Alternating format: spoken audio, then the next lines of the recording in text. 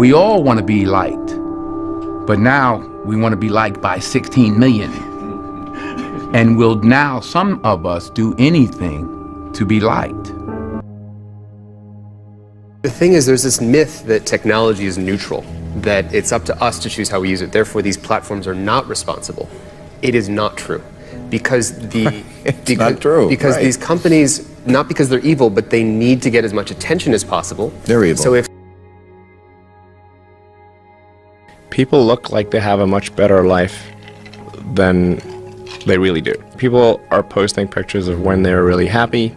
They're modifying those pictures to be better looking. Turn it off. That's what I would say. It's hard for young people now because they're hooked. They're addicted. If you don't think you're addicted, and I'm talking about anyone, from the highest to the lowest, if you don't think you're addicted, then see if you can turn it off for a week.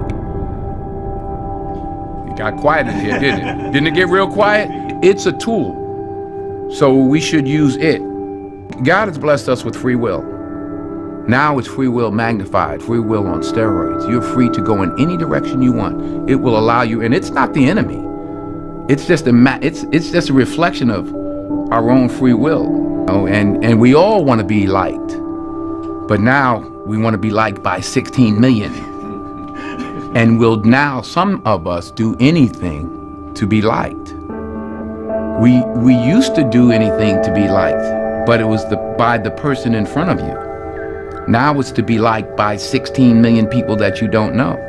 We have to ask ourselves, what is the long-term, if not the short-term effect of too much information? Let's get a bad rap, being entitled, unfocused. You say that's not true. Every single generation is affected by whatever's going on in the world during their formative years.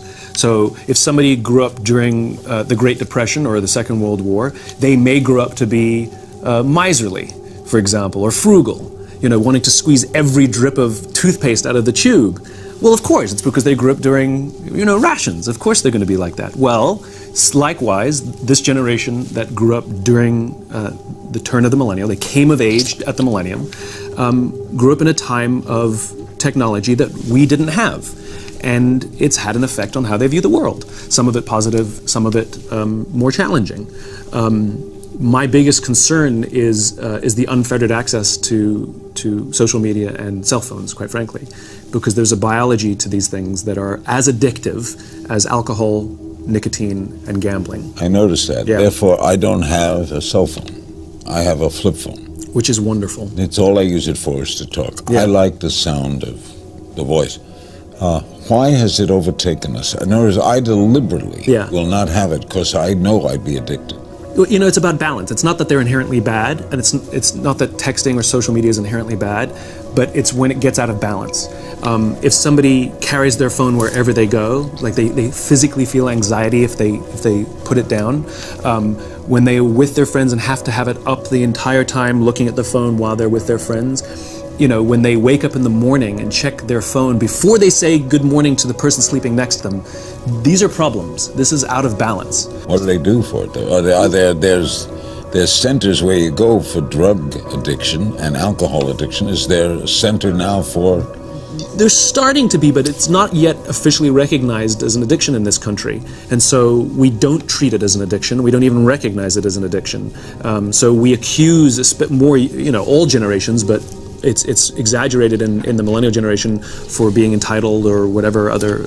Will we have to deal then with withdrawal? Yes. I mean, that's just like any addiction. You're going to go through withdrawal before you find health again. And tell us, I love that analogy you made on 60 Minutes about the slot machine. Yep. That the phone is really a slot machine, and every time people are checking, they want to get some sort of goose. I mean, it's built into our brains a variable schedule reward. So if you pull a lever and sometimes you get a reward and sometimes you don't, sometimes you get a reward like you're invited to the Bill Maher show, and sometimes you pull your lever and you get a newsletter on an email you want to throw away, it makes it addictive. And so everything about our phone accidentally becomes a slot machine because it could be a text message from someone you love or it could be nothing.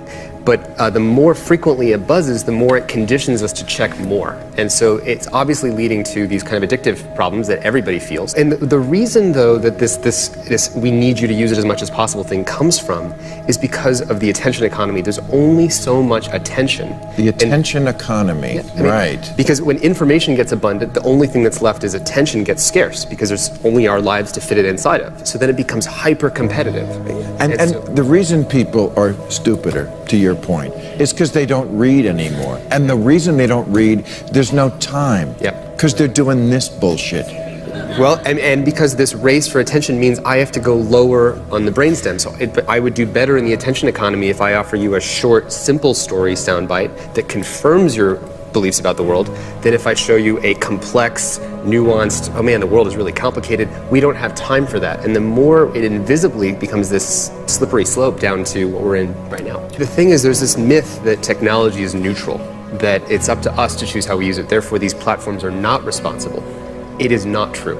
Because not true. Because right. These companies, not because they're evil, but they need to get as much attention as possible. They're evil. So if something that is sensational, something is sensational, they have to show you the sensational thing that gets more attention than if they showed you complex things that got less attention. They have to, and anybody who runs a website or knows this.